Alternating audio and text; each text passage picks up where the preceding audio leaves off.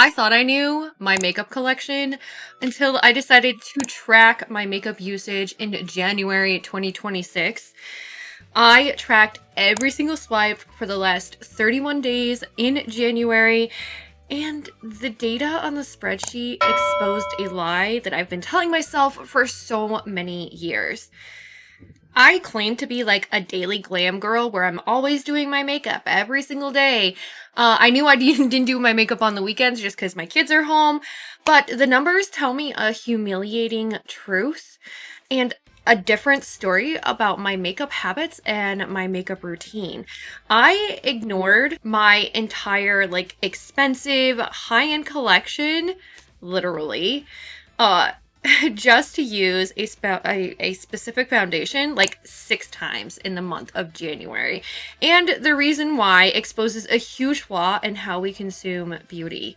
We are constantly sold the fantasy self, the version that needs viral blush, needs that viral makeup product, or the 20-step makeup routine that like you just can't get enough of.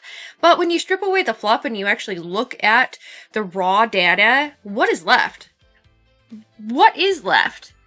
I'm putting my own consumer habits under the microscope in 2026, and today I'm auditing my January makeup consumption, and I'm going to calculate the true ROI, or my return on investment, of my beauty stash. You're going to see the drugstore heroes that outperformed everything else in my collection, the breakdown of how many new products I actually added versus used, and the reality check on how many times I actually used my makeup collection this month. So let's open up the spreadsheet and we're going to look at my makeup consumption for the month of January 2026. So here's the raw data, and it's very uncomfortable to look at and it's a little bit embarrassing for me. I plan to wear makeup at least 15 days out of the month of January, but I actually only did my makeup approximately 10 times in the month of January. Here is the scary part. In those same 31 days, I added 18 new products to my collection. And when I did the math, that is nearly 2 times new items acquired for every single existing item of makeup I actually applied. We talk about overconsumption in the abstract. But looking at this ratio, looking at my personal consumption, it proves I'm buying faster than what I am physically applying to my face. Even though I added all the newness, the data shows I still rely on the past. My old trusted, like favorite products, they were used 3 times more than the new products that I added into my collection. I'm buying new, but I'm also still reaching for the old product. So we're going to look at the outliers. The Thayer's Milky Toner was the control variable. It was used every single time that I did my makeup. And yes, that's a boring statistic, but it is a part of my reliable backbone skincare, skin prep routine before I do my makeup every single time. But the biggest data anomaly, NYX Make 'em Wonder Foundation. It was a late addition, yet it became my #1 most used foundation in the month of January. How did that happen? Why did a drugstore item be my high-end foundation stash, or even just my other drugstore tried and true loved products? The data points to friction. The expensive Maybelline Plump and Glow sat unused because it's thick and it's a little bit harder to work with. The NYX it's lightweight, it sets fast, and it gives this like beautiful powdery dry finish to the face, and it doesn't settle into my fine lines and my wrinkles. And the lesson is my real self values speed over prestige, over like the Plump and Glow. Yes, they're both drugstore products, but I found myself reaching for the next one so much more. Then there's the Natasha Denona High Glam Concealer. This has been a favorite of mine for a very long time. It was my favorites in my favorites video for 2025, and it received 8 uses out of the 10 total times I did my makeup in January. So it was the only high-end item that justified its price per wear, simply because it doesn't crease, it covers my mom bags, and it just makes me look flawless and effortless. Like, it's one of the easiest products I have for a concealer. And finally, the data did show the victim of the month, which is the Nomad Paris La Boheme palettes. And this arrived in PR.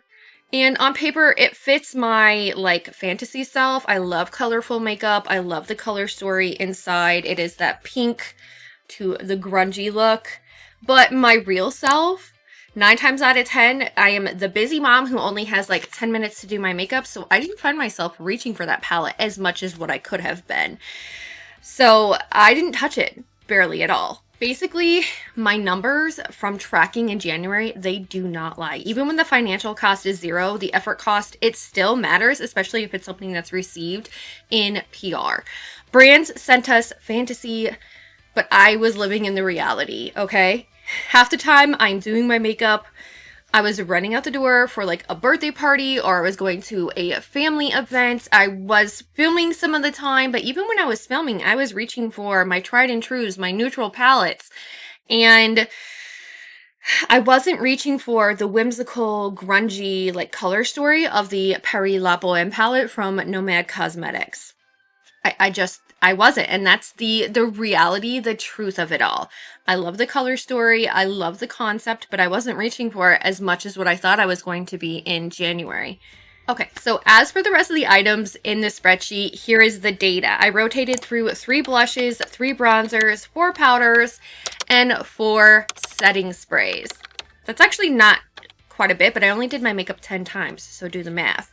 Most were statistically, they were kind of like unforgettable, and in fact, the only reasons why I was using certain products was because I wanted to get through them. So I used the NYX Face Glue setting spray quite a bit, and that one I just wanted to use up. It was on my like radar to use up because it's almost gone, or even the L'Oreal Infallible 3-second setting mist, that was used more because it's on my radar to get rid of.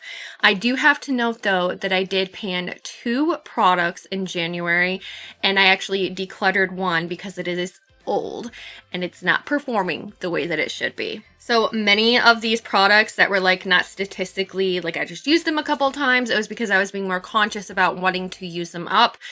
They were forcefully used. They were not something that I just was like inspired to use in January. What is the final headline of this January audit?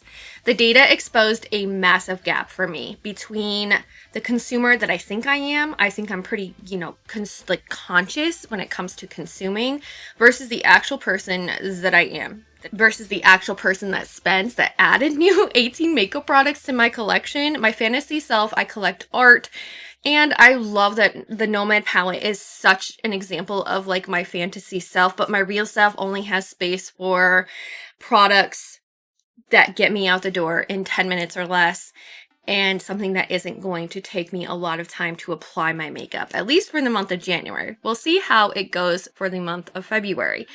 The marketing industry is definitely built on giving us a type of lifestyle we don't actually have time to live.